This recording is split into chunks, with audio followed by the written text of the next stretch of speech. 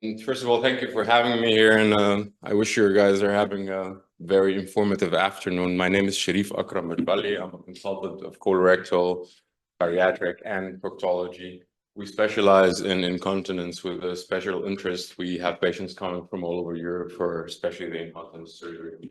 These are our clinics over here. This is my home over there. We're an academic teaching Krankenhaus hospital for the past 15, 20 years. Since 3 years, we became a university. This is our biggest Krankenhaus hospital in Mitte, and this is another. We're like a medicine university complex that has 3 different places. Did you amalgamate the pictures? Yeah. These are three different positions. This is our hospital in Halle. This is our hospital in the center of the city, and this is our hospital in Rosenthal where I work, but we rotate between houses for, Understood. I don't know, so I'm not that. Thank you. A few people in the online. That's like a very, so we're talking today about a problem that might face any of us. I grew up with this problem. I grew up with and this is, I'm going to present this as a sort of a case study. This was someone very dear to my heart. I'm going to put it in the end. I grew up with this woman, 70 years old, always confined, always at home. We're going on a picnic. No, I'm not coming. We're going to a park. Oh, I can't. They're always finding out excuses why she's not going to come with us. I grew up, I became a surgeon. I explored more than one discipline in surgery, and I realized why this woman was suffering. This woman happens to be my grandmother, 4 children.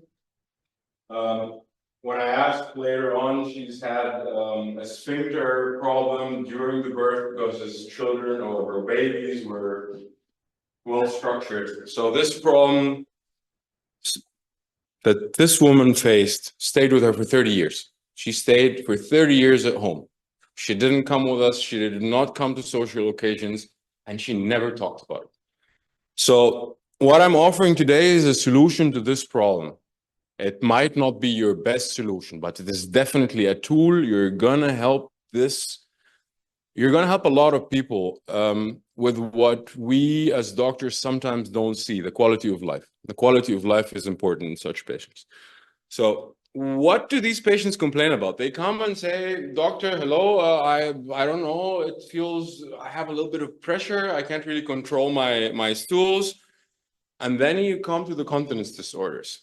And what is incontinence? Incontinence is when you cannot hold your wind, when you cannot hold your stool, and this is embarrassing. We grew up with this, and when you grow up, you have this social stigma. And we all laughed at the guy who peed himself. We all laughed at them, and it grows with you. It becomes a stigmatizing event that you cannot talk about. You don't want to talk about. When the people sit in front of me, I really have to dig in until I get out the real problem. And then when they realize, okay, he sympathizes, he empathizes with me. This is when they start opening up and telling you what their problems are. I grew up with this scissoring walking, going to the bathroom, stress incontinence, urinary stool, and the problem is rising 2% with the understatement 2%. Some people are taking it as a normal variant. It's okay. You grow, you're born, you pee yourself. You get old, you pee yourself. It's normal. It's not normal. We can stop it. So they come and say things like involuntary passage of stools, residual store of defecation, emptying disorders. I always have something sitting inside. I feel incomplete, emptied, or what they call in German schmiering. They always have to change their underwear because there is always something inside they have to repetitively wash. It's very uncomfortable. What we're offering here is a solution to this problem. This is how you see a person standing in you. If you make a cross section, this is how a human being from inside looks like.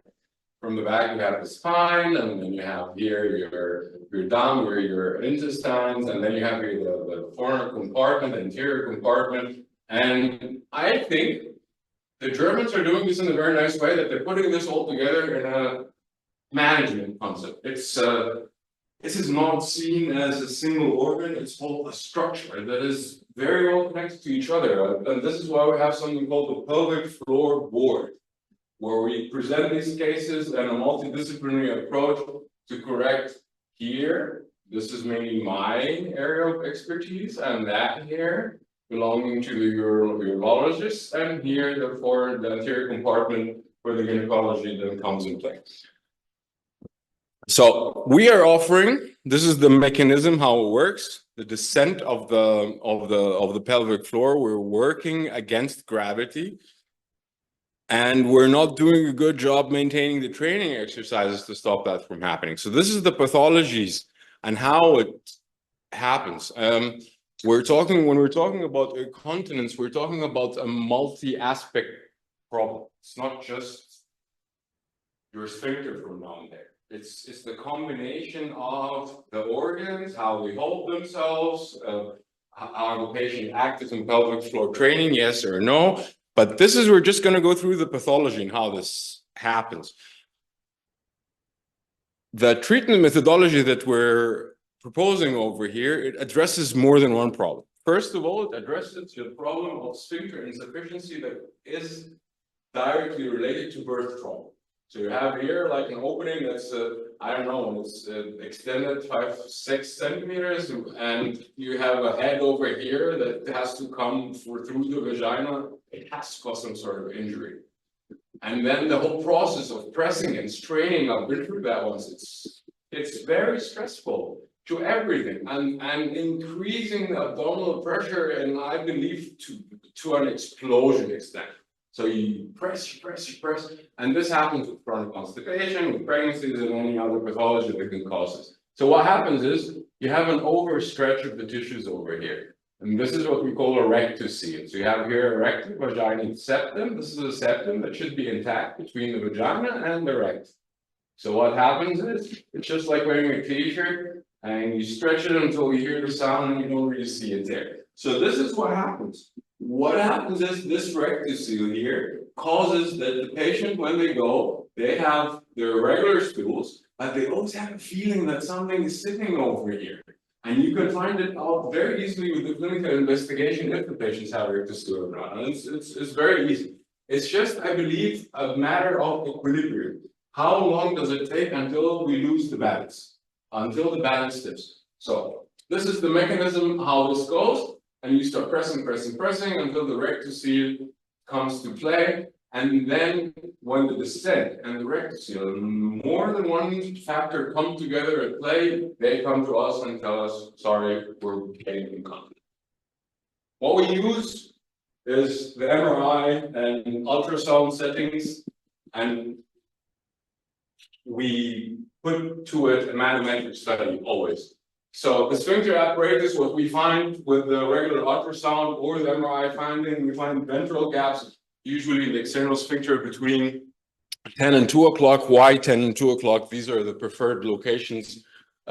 First of all, we have the most tension, plus the fact that these are the places where the gynecologists prefer the lateral sphincterotomy.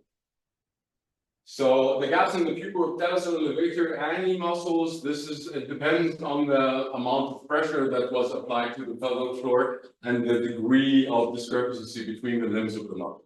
The rectocele is visible as herniation through the muscle gap. This is very clear, and it doesn't need a lot of explanation.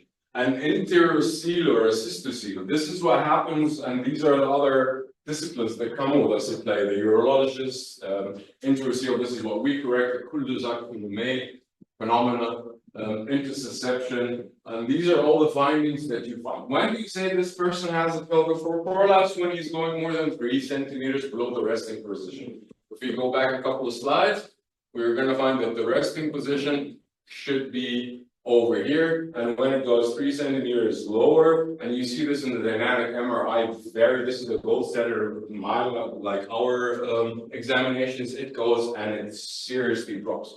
We can use this technique in a combination with other techniques to modify the procedure. This is not your gold standard, no, but it's a tool. You use it, you amplify your management. You have more than one treatment modality. If this doesn't work, I'm going to use this. If this doesn't work, I'm going to combine this and that. And then you have the findings again, truly, and then the active floor elevation less than 1.5, it really shows you how lax is the system over there. So the sphincter defects, you can find it out with an ultrasound. This is what we do in our practice when the patients come, examination, we put in the manometric, we put in the ultrasound, we check, we see the muscles, we see the pubic talus, and then we come to the technique. This technique has you can attack 3 different problems with it. And this is tackling, number 1, the sphincter insufficiency. And the sphincter insufficiency, and these are the tears that come when the patient's 3rd, 4th degrees, elderly, multiparous, and with these problems. This is one part of the problem. Another part of the problem is the rectocele that comes from up top, and the prolapse. It has limitations, but it has a lot of advantages, I think. Even the patients that have multifactorial problems, we sometimes use that as a part of, we have evolved, and we have something over there, it's falling, and we have to put it up. If the valve down there is not working, yeah, you're going to lift everything up, restore the normal anatomy, but these patients are going to have a terrible quality of life until you go to the second operation. So sometimes we reverse. We put the valve and we reconstruct the sphincter. How do we reconstruct the sphincter? And I guess the 80s, the part, and a colleague of this, they started researching, what are we going to do? Is it better to cut this over here and then use approximate the cut edges? Yes, we're going to do that. We're going to cut here, we're going to cut here, we're going to approximate the edges. Oh, but they tear and they become worse and then So it has been really thoroughly researched, and this is a technique called the overlapping sphincteroplasty. We just overlap the edges of the sphincter. And the difference that we use in our technique, we do not cut the edges and then readapt. We let them stay the way they are and we readapt them. What does that do? I'm not taking away from the tissues. Then the nerve function and the contractility stays the same overall. Even if it's affected in the area that is changed through the scar tissue. But it ensures a seamless and harmonious contraction of the muscle overall. So let's say these patients have a breakup and these things break and they don't hold enough. What's going to happen? What's the worst case scenario? If I put here a couple of knots and then after a couple of years, these knots go up. So it's just going to go back to the normal position, square one. It's never going to be worse. Can be worse if the collagen synthesis and the age but these are concomitant factors. So this is how you see it in the sphincter examination. This is what you want to see. You want to inspect and you want to see and the scar tissue. And bear in mind, the gynecologists, they're trained to do lateral sphincterotomies, 10 AM and 2 o'clock. Of course, in the setting when this is all swollen and bloody and everything, maybe they come a little bit here by 12 or seeing levels. So, this is how it looks like when you're doing an endorectal ultrasound. You can see that the echo ridge is just broken over here between 10 and 2. And this technique is very good when you have such big defects. Like this is more than 2/3 of the circumference. And this is a defect. That's not going to work with sacral lower stimulation or something. This is something a bit more advanced. So you are going to use this technique in order to make the valve a little bit better and tighter. So clinical examination. You start, of course, you've already known this from the sequences that you have, and then goes to surgery. Your plane is going in over here. And in this section, you just want to lay free the rectovaginal septum between the vagina and the anus and recognize this plane. Can get a bit tricky when the patients are 8 years old with, I don't know how many surgeries, finding the right plane and but it's doable, it's achievable. So first you start by dissecting to the subcutaneous plane, and once you get past the rectovaginal adhesive segment over here, you just find that your blunt dissection level, it carries on and you can dissect up to 10 centimeters, like 8 to 10 centimeters of the rectum wall from the vaginal posterior wall. And then you go, before you do that, after you've set the whole septum free, now you come and identify the levator ani muscle. And these are the ones that are going circumferentially around the anus. And what you do is, before you get to this point, we start doing what we call a rectus-seal raffle. We do a plication of the rectus-seal in 3 rows. There is another better picture coming up. I'm missing a couple of slides over here. Sorry, I'm going to go back just a little bit because I'm missing 2, 3 very important slides. But that's not a problem. We're going to find a way. Okay, so anyways, after you make the incision, you find out the correct plane, you go inside. Here you start using the sutures, and first you fix. The first suture stays on the external anal sphincter. And then you start in an accordion-like fashion, pulling up the rectus-seal and doing application of the rectus-seal as you go along. I'm going to move a little bit further and see if I can find these. Maybe they messed up. Yes, they did. Okay. Okay, so now this is the section there. And again, the problem of the rectus-seal, because this operation, the preanal repair, it tackles more than one aspect of the incontinence. One problem, sphincter. But this is the problem that we, during the surgery, tackle at last. What we start with, first we get the plane free, and then we start the anatomical repair of the rectus-seal. So we start making it back in shape, and the benefit of this is some other practices, they excise the rectus-seal and then reconstruct. We do not do that in order to maintain the rectal reservoir. We just restore the normal anatomy. We put the first suture over here, and then we start on in 3 parallel perpendicular rows. We begin central, and then on both sides, so that in end effect, what you have is a good approximation of the tissues with a certain amount of flexibility, but without affecting the rectal reservoir. So this is how you put, or this is one of the suture techniques that are available.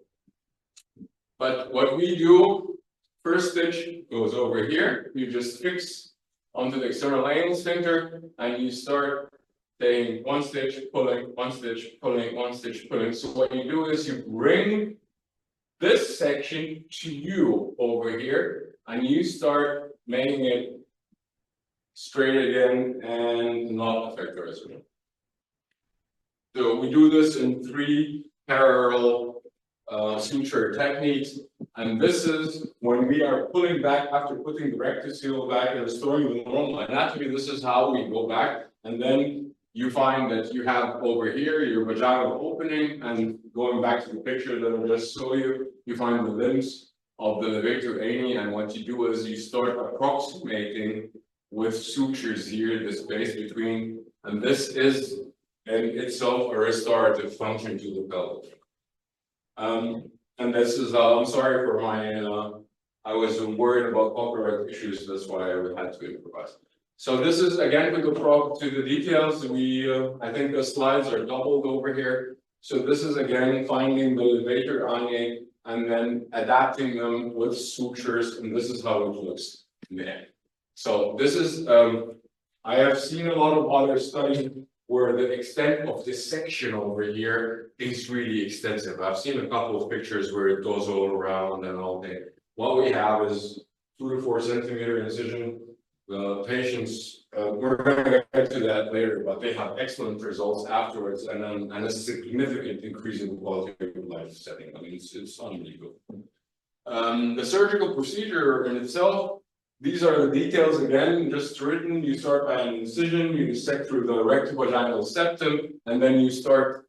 Usually, the tricky part is where it's already scarred and it's been with our fellows when it's all bloody and like my sister is a gynecologist, my mom is a gynecologist, and they all tell me sometimes you don't really recognize it's very swollen and it's especially my sister, when she's starting up, she's like, it's a bit tricky sometimes to recognize where we should start. So even after they do this, they start, we start with the blood dissection of the rectocele up to the mid-rectum. We do our glycation, and then we, on the way back, we do the levatoplastic and the skin closure with the absorbable sutures, and we use dermabond histoacryl in order to support the tissues, because this area is prone, bacterial lust is very high, and this is why we standardize the dermabond. Dermabond is the trade name for the histoacryl that we use. So again, the accordion-like pleating of the rectocele is important. The two-layer, two-row pubertized application, what we do is we use the Proline 2.0 and then we cover it up with a couple of Vicryl all on top so that we decrease the incidence of spitting. We've had the granulomas, inclusion granulomas I'm sorry, I've been in Germany too long, so sometimes the German just jumps in. Okay, benefits of the technique. What are we winning from this? We are tackling more than one problem. First of all, we are stopping the rectocele without compromising the reservoir. We are restoring the normal anatomy that has been, we are stopping the wear and tear. We are trying to stop the wear and tear. Sphincter reconstruction, even for all the risk, this is going back to the point, when we use the Mayo technique, then you cannot be worse than square one. If you go back, you're going to go back to square one. It's not an and plus add to it the depreciation that comes with the decreased collagen synthesis and aging and whatever. But I still believe this is a very feasible presentation. But, and not but, these are the results I've been researching, because the results don't go back more than 10 years. So I did a more extensive research, and here's what I came up with. So check this out. They report the effectiveness of the overlapping sphincteroplasty. And we're talking about 15 years back. I went 15 years back with more than 15 years back, but more than 15 years follow-up. These are the results that I came up with. The overlapping sphincteroplasty, in regards to early versus delayed repair. These are a summary of the take-home messages. I think I've exploited my time for today. Early versus repair. The earlier you do it, the higher the initial success rate. The later you do it, the patients are going to win. They're going to profit from it. They're going to have an increased quality of life. But the earlier, the better. So manometric difference. What is the difference? What happens in the manometry? What happens in the manometry when you do it early? What happens when you do it late? When you do it early, they have early post-operative higher manometric levels. What is manometric levels? It is how much you can contract your muscle. How strong is your muscle apparatus down there? The people who do it early are still, if you use your logic, they're younger structures, they're younger, healthier tissues, everything depreciates with time. I think it's logical that anything you do is going to depreciate with time. So this operation, it has some complications, yes. The complications that we have, minor complications, we're talking about wound infection, granuloma, adhesions of local, but we have never so far, never say never, but so far, even the complications, risk-benefit ratio, what are they going to win? What are they going to lose? These patients come winning every time. So this is the 15-year outcome.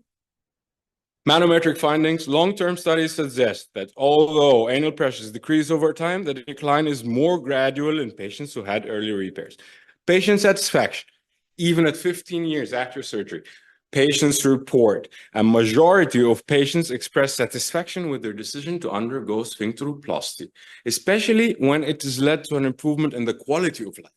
So what we're talking is, it is a procedure in the arsenal of tools, just like I can do the hernia tap, often closed, whatever.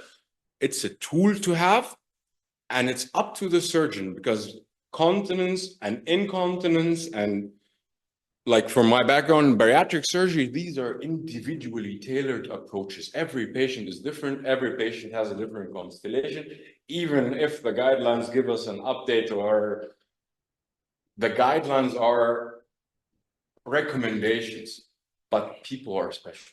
You have to treat every patient, or I treat every patient as an individual. I'm not like my brother. So I maintain this perspective, and I think with this approach, we all have an extra tool, and especially for the younger population that are lost. We have patients. We're talking about if the degree of tear is really comparable, or is really great during the primary delivery, sometimes at the end of the 30s, they come with us with a frank continence, and they go and run from one doctor to the other. I have had patients, they come from a small rural world. Between the age of 38 and 47, she has seen 10 doctors, and they all tell her, "You're okay, everything is all right, you don't need anything, just you're too worried." She came to us, she has a rectus seal, she has sphincter insufficiency, she has a sphincter defect. So listen to the patients, take it seriously, even if I am going, don't take it lightly, offering the patient a quality of life improvement, even if it's for a year, it's worth it. Thank you very much. I hope you have a good